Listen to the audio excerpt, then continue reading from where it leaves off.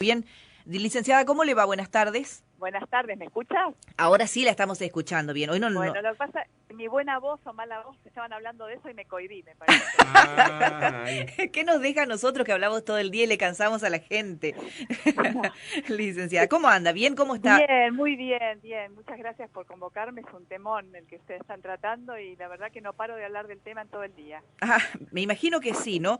Nosotros ayer le teníamos una especie de debate acá entre nosotros porque habíamos estado hablando de lo que es la coparentalidad Así es. y esta nueva tendencia o esta nueva forma de concebir un hijo o formar una familia, ¿no? Usted es autora de un libro llamado Criando hijos, creando personas, y nos pareció tan interesante este tema. Sí. Preguntas que nos hacemos todos los seres humanos, no solamente las madres o los padres, todos los seres humanos.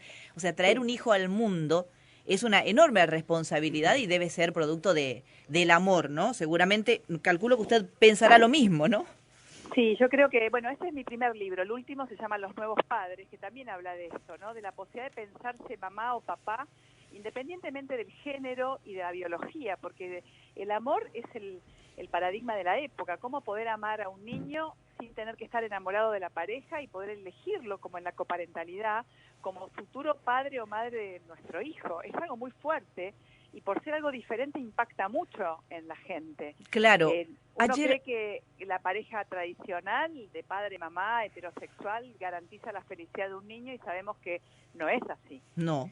No, ayer alguien nos decía, los cambios se vienen, un psicólogo en el que charlábamos nos decía, los cambios se vienen, les guste o no les guste, la sociedad está cambiando. Eso por un lado. Y por otro lado, un oyente planteaba que traer un hijo al mundo en esas condiciones de coparentalidad, de elegir nada más una persona con quien traer un hijo y nada más sin que exista el amor, es una cuestión muy egoísta.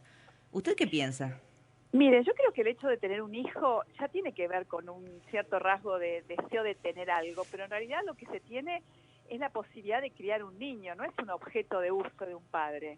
Por eso yo creo que hay que analizar muy bien lo que significa la coparentalidad, porque es que dos personas se conocen, se eligen para tener un propósito en común, que es criar un niño, tal vez porque o por problemas biológicos, orgánicos, por la edad, o porque son una pareja del mismo género y desean convertirse en padres, eligen a alguien sin necesidad de querer formar una pareja sexual.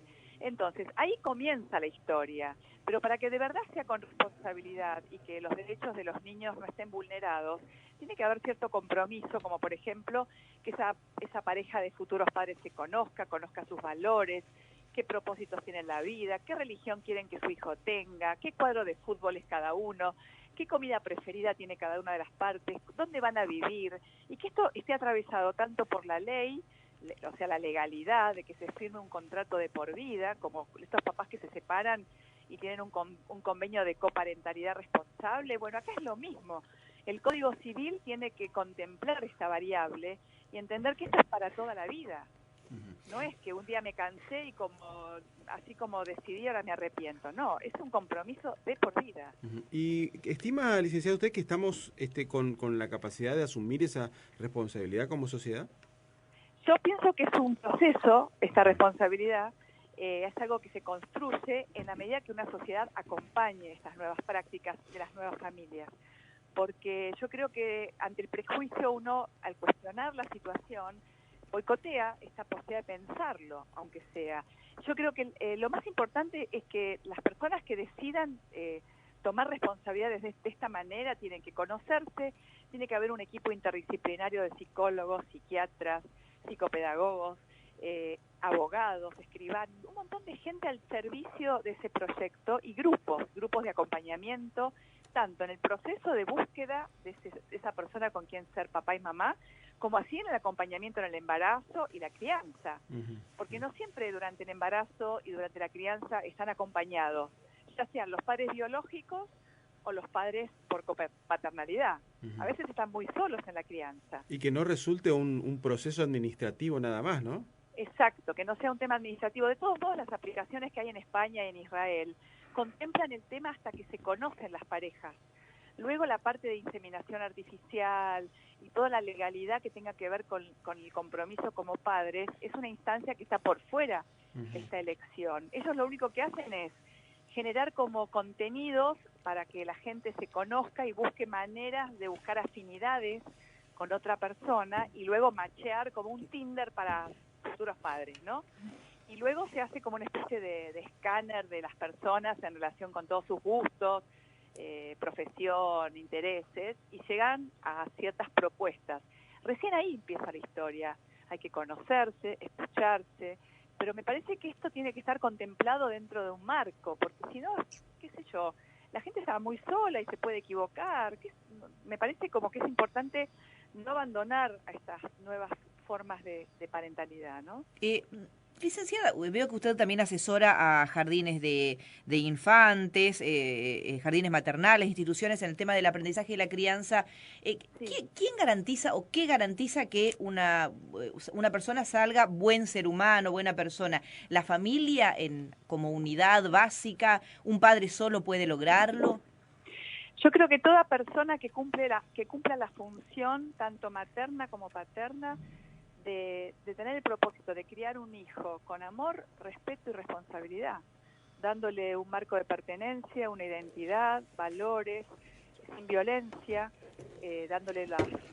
cubriendo sus necesidades básicas y entendiendo que este es un compromiso para toda la vida, más allá de que se esté en pareja o no se esté en pareja o qué tipo de pareja se constituya.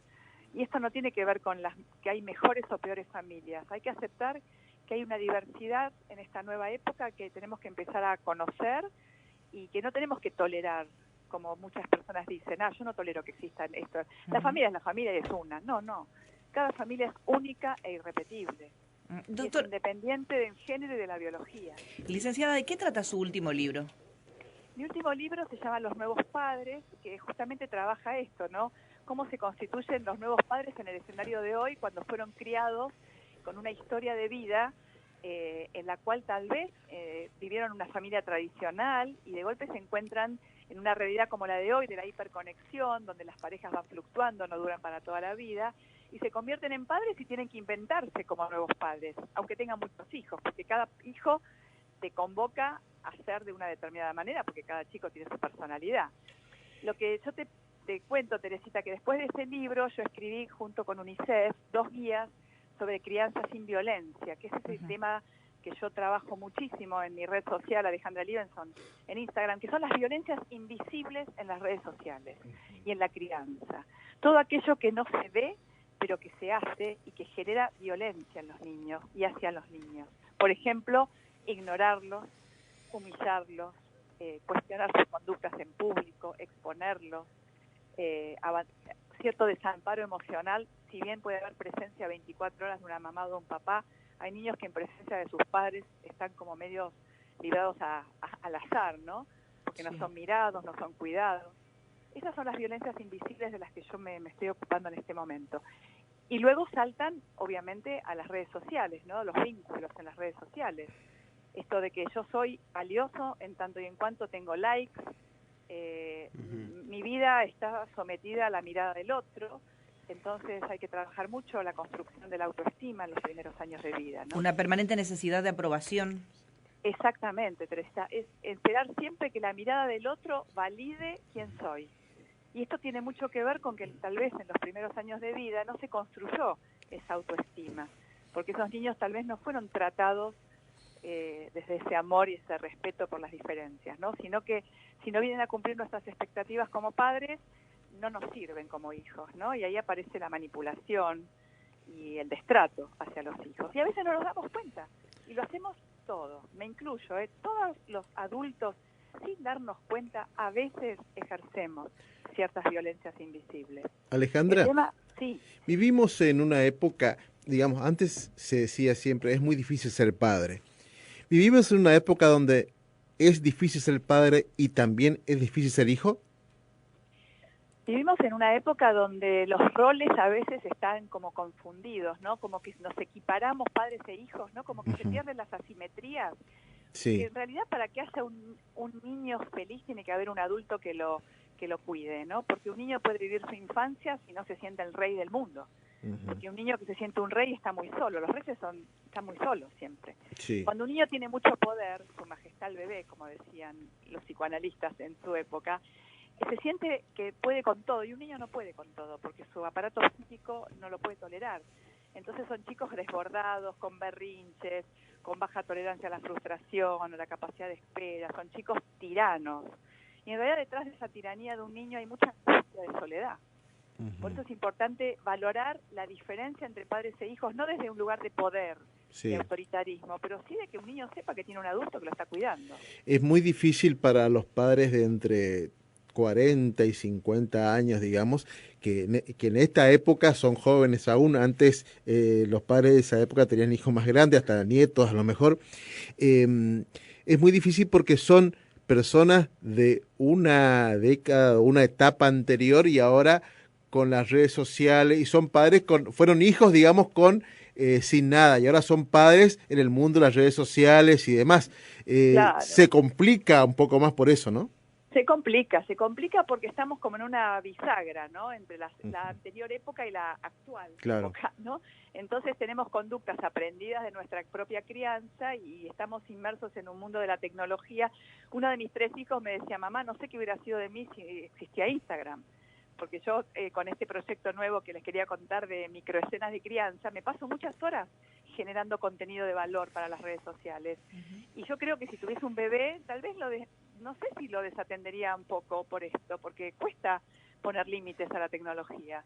Uno tiene que hacerse cargo de sus propios límites y a veces es muy difícil si alguien no te lo muestra. Por eso a veces en los talleres de crianza que yo hago con los padres, trato de que entre ellos vayan mostrando cuáles son sus dificultades, no que es el profesional el que siempre te tiene que decir lo que tenés que hacer, sino que un par tuyo te diga, ay, yo no puedo manejar esto con mi hijo, ¿vos cómo te fue hoy? Claro. ¿Y vos qué le decís cuando tu hijo te dice tal cosa? Y uno es un poquito el administrador o el gerenciador de la información para que los papás se sientan no tan solos.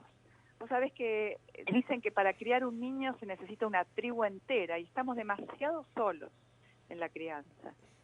Pero menos mal que existen de alguna manera estos talleres o estas charlas que antes, si no nos decían nuestros abuelos o nuestras abuelas en realidad, o una madre, no existían. Por lo menos ahora existen estos talleres y estos encuentros, ¿no? Claro, porque antes existían las familias ampliadas, ¿no? También. Como que la abuela, la tía, la vecina, vos te sentabas a charlar y se gestionaban naturalmente. Claro. Ahora estamos tan solos por esta sociedad del trabajo, de la industria, donde todo el mundo tiene que salir a trabajar, que realmente tiene pocos espacios de encuentro, de reflexión. Por eso los nuevos padres es una invitación a pensar acerca de lo que uno piensa. ¿Los resultados de estos talleres y estas charlas se pueden ver en alguna página, Alejandra? Mira, si me siguen en las redes sociales pueden ir viendo un poco lo que yo voy contando acerca de las temáticas que abordamos en los talleres. Sí. Y yo voy generando contenido a partir de los libros, por ejemplo, los límites, el sueño, la alimentación, cómo afrontar los cambios, la maternidad y el trabajo, los celos entre hermanos, el divorcio, cómo enfrentar la pérdida. O sea, son todas las cosas y las vivencias que tal vez van atravesando las familias y que uno va acompañando y que los papás van viniendo a partir de la convocatoria del tema, ¿no? Gracias, licenciada. Agradecemos muchísimo todo este tiempo que nos ha regalado. No, gracias a ustedes por el tiempo también y por la entrevista.